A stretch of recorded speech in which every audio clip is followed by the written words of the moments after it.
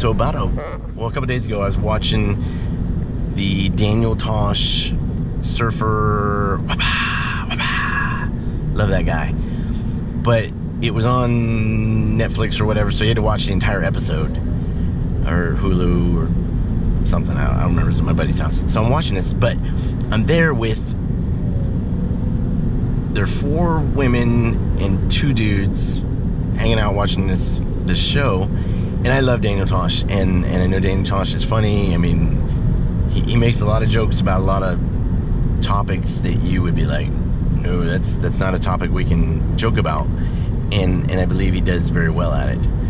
I'm not normally offended, and I wasn't offended, but I was embarrassed, because a lot of the jokes were just lowbrow humor, the fat girl, stupid, this, and I love Daniel Tosh. But it just felt like I was embarrassed that that maybe the girls that we were watching the show with would think.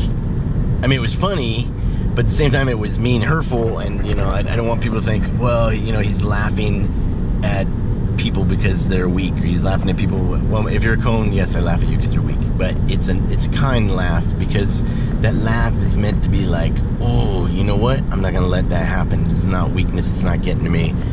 You turn that frown upside down. Take a knee and then get back up, and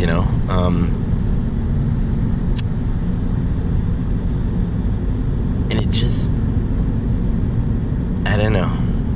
So this lady writes 10 years ago, homophobic tweets or whatever. 10 years ago, homophobic tweets were part of the course. You didn't hear anybody standing up for transgender rights or anybody's rights. There was no gay marriage. There was no yada, yada, yada, right? 10 years ago, Daniel Tosh, that was... Because I remember laughing my ass off the first time I saw that episode. I mean, it was a good episode. And, maybe it's because I'm older, maybe a little bit wiser. Not much, but a little bit. There's been growth.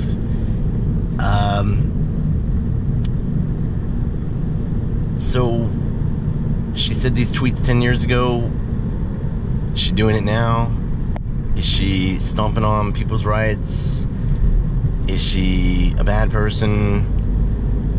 Which is another thing. We don't like bullying in schools. We don't like bullying, period, to people.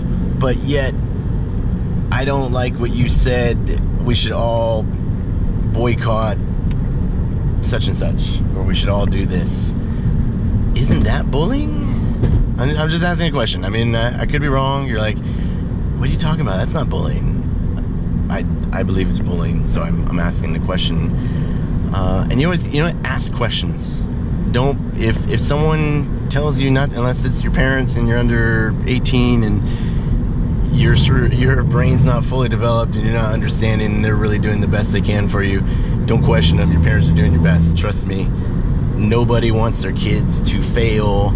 And because I talk to a lot of you guys, and a lot of you guys are, my demographic is 14 to 24 year old males.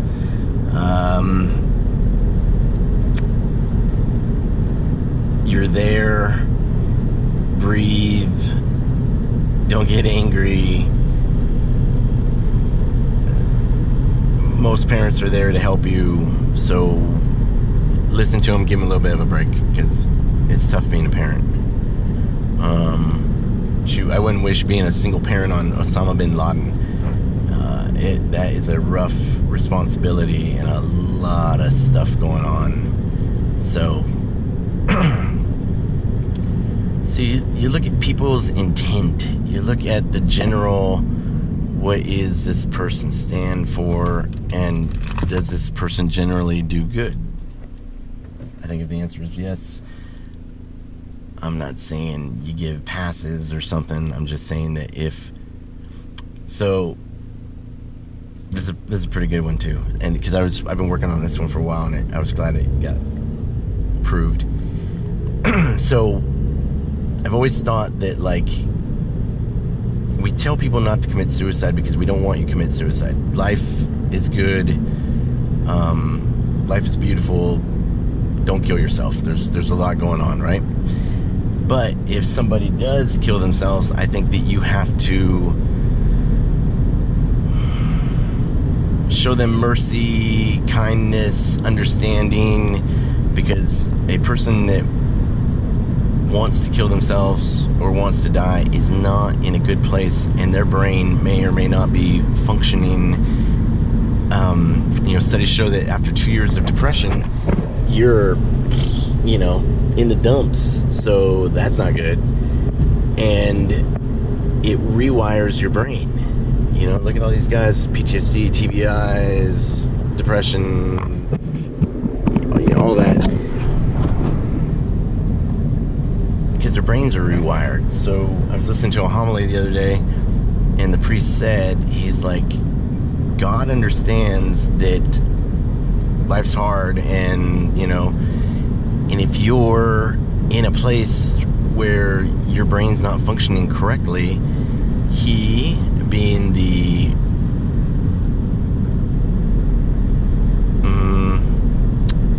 awesomenessity itself, understands and says, it's okay. You gotta go to heaven, because the only sin that is not forgivable is unrepentance. So if the big dude is willing to and I'm not saying you won't pay for, you kill somebody, you go to prison, you do whatever, you hurt kids, you go to prison, you pay your dues, your time, but there's no justice down here. I mean, if you think about it,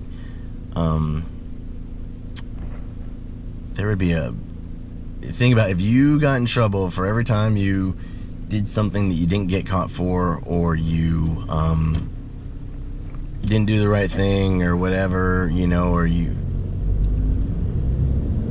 slacked, none of us would be forgiven or saved, or because we're all trying to be good people and do the best we can, but everybody fails. So you do the best you can. So said, hey, God understands that, and so the only sin that is unforgivable is unrepentance. And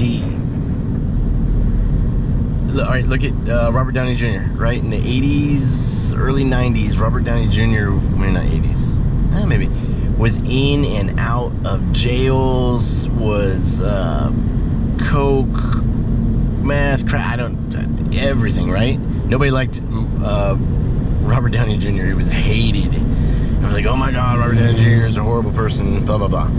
I never had that kind of opinion of him. I just felt bad for him, because he had a couple movies, like he did a movie called Heart and Souls, which is really, really good.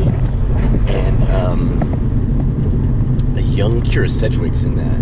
But anyway, you guys are like, we don't even know who Kira Sedgwick is. So, long story short, nobody liked Robert Downey Jr., thought he was a waste of time, blah, blah, blah.